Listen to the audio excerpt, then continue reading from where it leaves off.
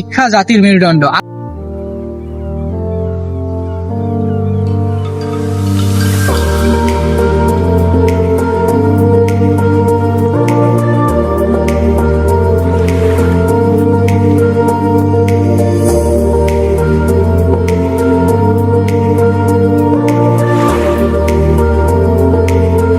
Hello everyone, আজকে আমি আপনাদের মাঝে রাজশাহী সিএমডি যে মুদির চত্বর আপনাদের মাঝে তুলে ধরতে যাচ্ছি।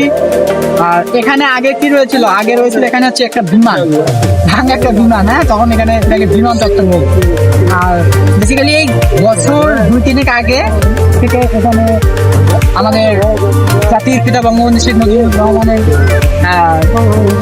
রাখা হয়। তখন থেকে এটাকে মুজিব চত্বর বলা হয় আর সিএমডি মোড় বলা হয়। আসেন আমার সাথে ভিতরে আসেন। সিএমডি এর কিছু ঐতিহ্যবাহী কথা রয়েছে আমাদের রাজশাহীর ইতিহাসে।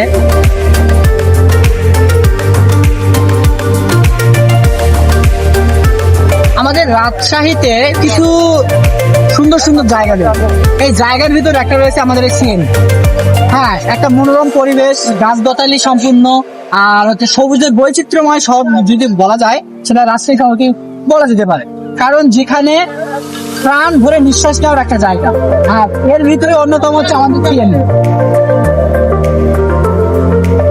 রয়েছে।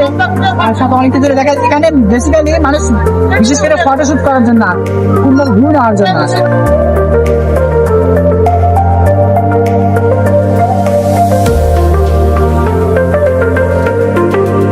হচ্ছে আমাদের সেই সেই জায়গা যেখানে প্রতিদিন বিকেলে কাপলদের আড্ডা হয়। কাপল বলেন, ফ্যামিলি বলেন, পরিবার বলেন, সবাই একসাথে এখানে আড্ডা দেয়। এটাই সেই জায়গা। বসে থাকার সুন্দর সুন্দর স্পেস রয়েছে, আমাদের জাতির পিতা রয়েছে। তো জায়গাটা আসলে অ্যাকচুয়ালি মনোরম পরিবেশ। এখানে ঘোরার জন্য, ভিজিট করার জন্য, সুন্দর মুহূর্ত কাটানোর জন্য জায়গাটা ধরতে গেলে 10-এর ভিতর 10 দেওয়া চলে। 10-এর ভিতর 10 দিলেও কম হয়, বিশেষ করে রাজশাহী শহরটাকে।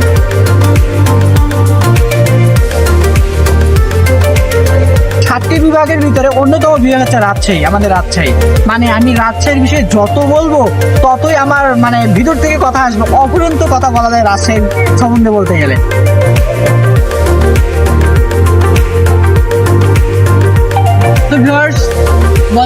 মানুষ বলে শিক্ষা জাতির মেরুদণ্ড।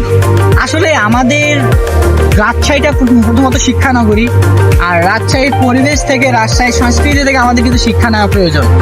কারণ আমরা যেহেতু বলেছে শিক্ষা জাতির মেরুদণ্ড, আবার বলেছে জাতি বলেছে তোমরা আমাকে একটা শিক্ষিত মা দাও, আমি তোমাদেরকে একটা শিক্ষিত জাতি দেবো।